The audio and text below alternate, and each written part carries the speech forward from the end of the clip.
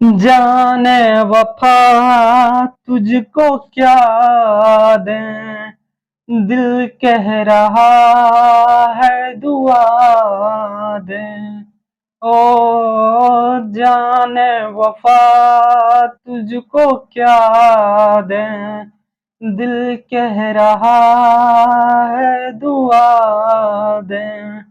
अपनी वफा की गुल खिल न पाए, मर के भी तुझसे हम मिल न पाए। दर्द दिल अब हम कैसे सहें। हेलो दोस्तों, मैं विपिन सर का छात्र स्वागत करता हूं आप सबका अपना YouTube channel only paper helper में।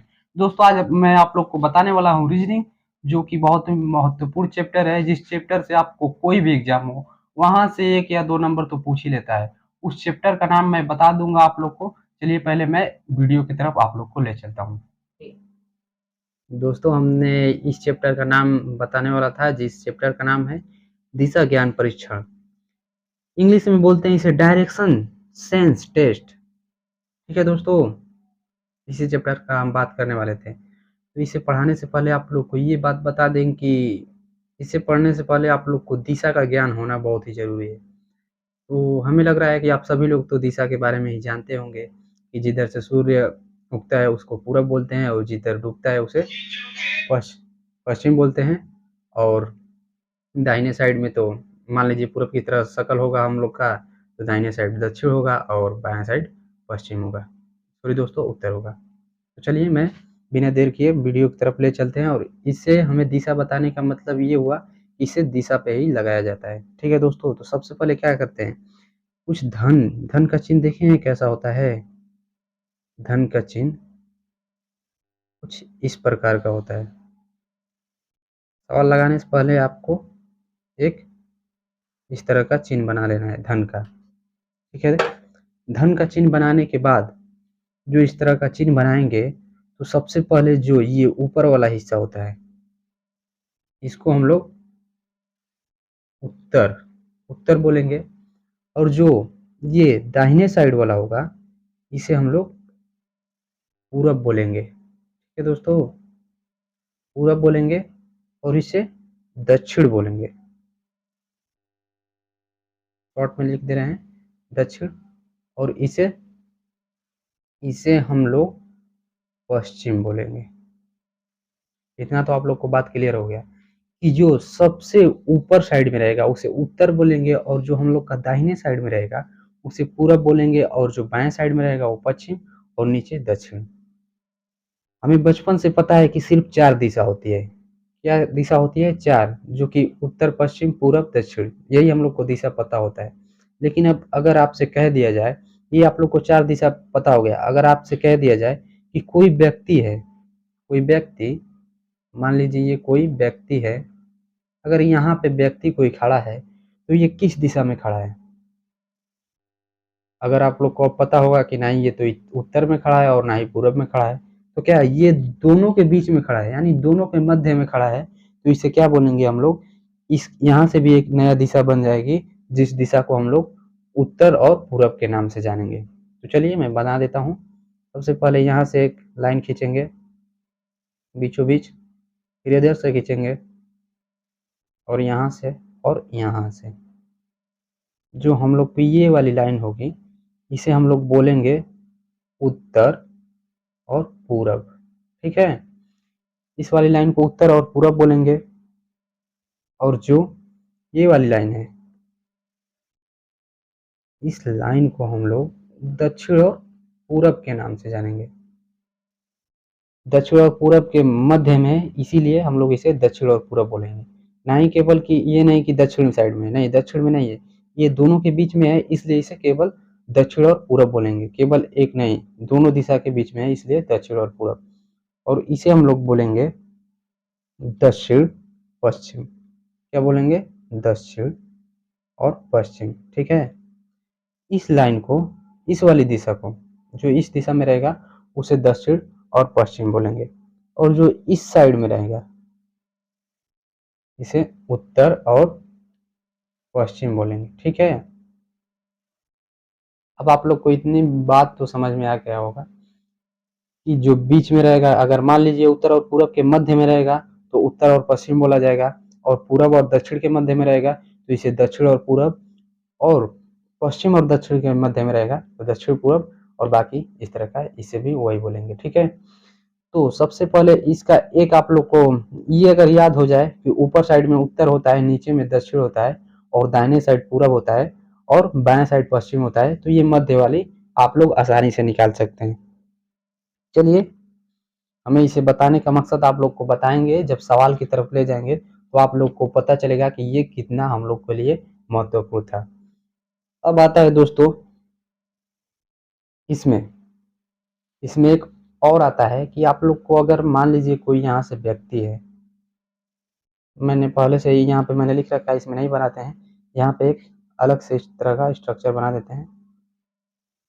ये मान लीजिए हम लोग का उत्तर हो गया, ठीक है, ये पूरब, और ये पश्चिम, और ये दक्षिण। अब कोई व्यक्ति है, ये लाइन पूरी पूरब की है, और ये पश्चिम की है, और ये दक्षिण की है, और ये उत्तर का। अब कोई व्यक्ति है, अगर मान लीजिए ये व्यक्ति हो गया, ये कोई व्यक्ति है, ये अगर व्यक्ति पूरब साइड में खड़ा है, पूरब साइड में खड़ा है, अगर आपसे बोल दिया जाए कि ये जो व्यक्ति है, इस व्यक्ति को अगर बोल दिया जाए कि ये व्यक्ति अपने दाहिने दाहिने साइड मुड़ जाएगा, तो यानी जब दाहिने साइड मुड़ेगा तो इसका मतलब जानते हैं दोस्तों क्या होगा? अगर कोई भी व्यक्ति है, अगर उसे दाहिने साइड मुड़ाएंगे या बाएं साइड मुड़ाएंगे तो वो सीधा 90 अंश पे मुड़ जाएगा, यानी सीधा दक्षिण साइड उसका चेहरा हो जाएगा। अगर पूरब की तरफ चेहरा है तो अगर दाहिने मुड़ेगा तो सीधा दक्षिण की तरफ चेहरा हो जाएगा। ये नहीं कि दाहिने साइड मुड़ा तो हल्का सा दाहिने मुड़कर इस मध्य वाली में नहीं नहीं, पूरा 90 अंश मुड़ेगा। मान लीजिए यहाँ पर है तो यहाँ से पूरा इस तरह का मुड़ जाएगा, इससे इस तरह का। ठीक है, ये बात आप लोग को समझ में आ गई। और बायां मुड़ेगा तो सीधा 90 अंश मुड़ेगा, इस तरह का बायां मुड़ेगा। ठीक है ना, ये हम लोग का बायां हो जाएगा और ये दायां हो जाएगा। अब आता है बात कि सवाल में बायां दायां तो आप लोग को समझ में आ जाएगा, क्योंकि बायां हम लोग किसको कहते हैं? बायां लेफ्ट को बोलते हैं और दायां राइट को बोलते हैं। ठीक है, अब आएगा सवाल में कुछ इस तरह का बोलेगा क्वेश्चन कि कोई यही मान लीजिए ये व्यक्ति जो खड़ा है, अगर इसे अब हम क्या बोलेंगे, बोलेगा कि ये व्यक्ति खड़ा है और अपने दायां यानी दक्षिणावर्त अपने स्थान से दक्षिणावर्त मुड़ गया। तो दक्षिणावर्त का मतलब होता है दोस्तों, ये दक्षिणावर्त का मतलब होता है, दक्षिणावर्त का मतलब होता है दोस्तों कि दक्षिणावर्त का मतलब होता है वो अपने दाएं मुड़ा, यानी दक्षिण साइड में इधर मुड़ा। तो दक्षिणावर्त का मतलब होता है दायावर्त, दायां। और वामावर्त का मतलब होता है दोस्तों, वामा वर्त का मतलब होता है, वामावर्त का होता है दोस्तों बायां, यानी उधर। अरे मान लीजिए अगर इसे अंग्रेजी में बोला जाए तो वामावर्त का मतलब होता है एंटी क्लॉक, और दक्षिणावर्त का मतलब होता है क्लॉकवाइज। अब इसे आके अब आप लोग को बता देते हैं घड़ी पे, घड़ी का स्ट्रक्चर बता के आप लोग को आसानी से समझ में आ जाएगा। हमने यहाँ पे एक घड़ी बना लिया, ये हम लोग का मान लीजिए घड़ी हो गया, ये घड़ी हो गया हम लोग का। घड़ी में आप लोग को पता होगा 12, 6, 3, 9, ये हम लोग की, ये मान लीजिए हम लोग का सुई हो गया, ये सुई हो गया हम लोग का। अब क्या होता है कि हम लोग की घड़ी की कोई भी सुई हो तो वो दक्षिणावर्त की तरह घूमती है, यानी इस तरह से घूमती है, यहाँ से चलेगी, यहाँ चलेगी, फिर आएगी यहाँ से और यहाँ से। तो जो घड़ी का सुई इस साइड से चलता है, इसे दक्षिणावर्त बोलेंगे या क्लॉकवाइज बोलेंगे। ठीक है दोस्तों, इस तरह से क्वेश्चन पूछा जाएगा कि दक्षिणावर्त और क्लॉकवाइज। मुझे समझाने का मकसद ये है कि आप लोग इसे इंग्लिश में भी समझ जाइए कि इसे जब दक्षिणावर्त होता है तो उसे क्लॉकवाइज बोलता है। इंग्लिश में भी बोलेगा कि कोई व्यक्ति है और क्लॉकवाइज इतना मुड़ा 30 किलोमीटर चला, तो आप लोग को ये जानना जरूरी होगा कि क्लॉकवाइज किस तरह का चलता है, यानी क्लॉक की सुई जो होती है हम लोग की घड़ी की, वो किस साइड चलता है। तो वो हमेशा दाहिने साइड से चलता है, इस तरह से चलता है, यहाँ से मुड़ेगा इस तरह से चलेगा। और उसी को एंटी क्लॉक बोल देगा अगर, तो एंटी क्लॉक बोलेगा दोस्तों, तो एंटी क्लॉक का मतलब होता है उल्टा, यानी वामावर्त। वो इस तरह से मुड़ेगा। एंटी क्लॉक का मतलब होता है इस तरह से चलेगा। और बोल दिया कि कोई व्यक्ति पूरब साइड में खड़ा है और पूरब साइड से एंटी क्लॉकवाइज 120 मीटर चला, तो आप लोग क्या करेंगे, उसे तुरंत बायां मोड़ देंगे। ठीक है दोस्तों, तो चलिए, मुझे आशा है कि आप लोग को ये बातें समझ में आ गई होगी। तो बिना देर किए आप लोग को मैं क्वेश्चन की तरफ ले चलता हूँ और क्वेश्चन को सबसे पहले लिख लेता हूँ, इसलिए वीडियो को यहाँ पे स्टॉप की। जैसा कि मैंने कहा था कि वीडियो स्टार्ट करते हैं, उसके बाद क्वेश्चन लिखते हैं। तो हमने क्वेश्चन लिख रखा है और आप लोग को इसे हल करना सिखाएंगे। क्वेश्चन हम लोग का क्या बोल रहा है, पढ़िए पहले इसे। एक व्यक्ति दक्षिण दिशा की ओर चलना प्रारंभ करता है। 10 मीटर चलने के बाद बाईं ओर मुड़ जाता है। 15 मीटर चलने के बाद वह पुनः बाईं ओर मुड़ा। अंत में किस दिशा में जा रहा है। ठीक है दोस्तों, ये दिशा पूछा है और हमने यहाँ पे ऑप्शन रख दिया है। इन्हीं ऑप्शनों में से कोई एक सही है और उस सही आंसर को हमें पहचानना है।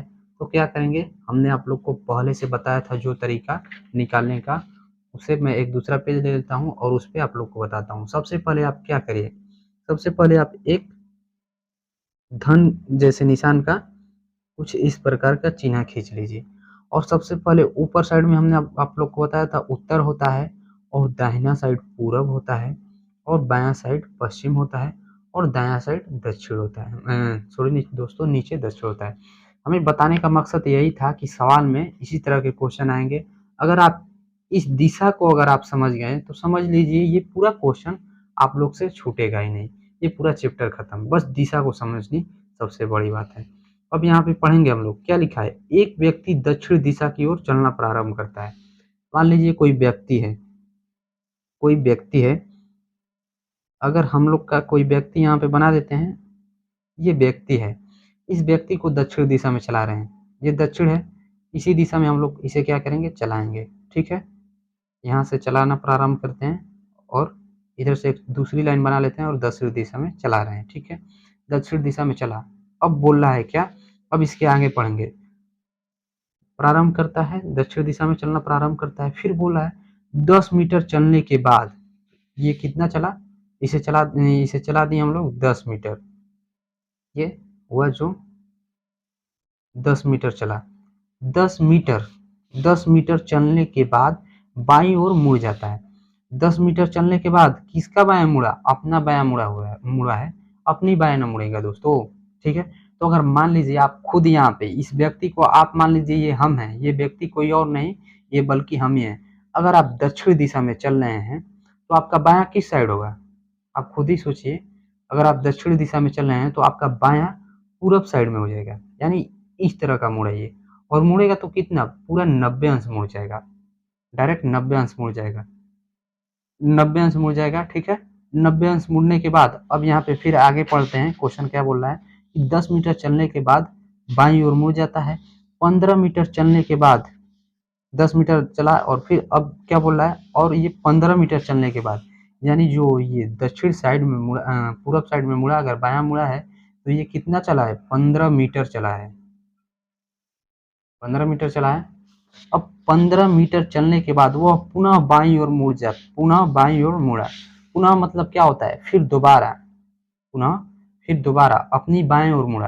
तो बाएं मुड़ने का मतलब क्या हुआ, फिर इस साइड मुड़ेगा। अगर आप पूरब साइड में खड़े हैं तो आपका बायां उत्तर साइड में होगा। ठीक है, तो ये क्या हुआ, फिर उत्तर की तरफ मुड़ गया। अब यहाँ पे मुड़ने के बाद ये जो व्यक्ति यहाँ पर था, ये व्यक्ति यहाँ पर आ गया। क्या हुआ कि ये व्यक्ति जो वहां पर था, ये अब व्यक्ति यहाँ आ गया। ठीक है दोस्तों, तो जब ये व्यक्ति यहाँ पर आ गया तो इसके आगे क्या पूछ रहा है, पुनः बाएं ओर मुड़ा, अंत में किस दिशा में जा रहा है।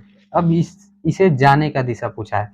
तो सबसे पहले दक्षिण में था, दक्षिण में से आया यहाँ पे, बायां मुड़ा, आ गया पूरब में। अब पूरब से मुड़ा है किधर, तो अब इसका शक्ल किस साइड है दोस्तों, उत्तर की तरह है। अब हम लोग इसे क्या बोलेंगे, आंसर में उत्तर, हम लोग का जो आंसर है वो उत्तर आएगा, क्योंकि जब बायां मुड़ा यहाँ से तो ये जो ऊपर होता है वो हमेशा उत्तर होता है। अगर यही इसका जो एरो है इस साइड होता तो ये पूरब में होता, अगर इस साइड होता तो पश्चिम में होता। तो ये एरो किस साइड बना है, पूरब में बना है। तो यानी कि जो व्यक्ति है वो उत्तर की तरह शक्ल करके खड़ा है। तो क्वेश्चन ऑप्शन में अगर देखते हैं उत्तर दिया है तो हम लोग का उत्तर सही होगा।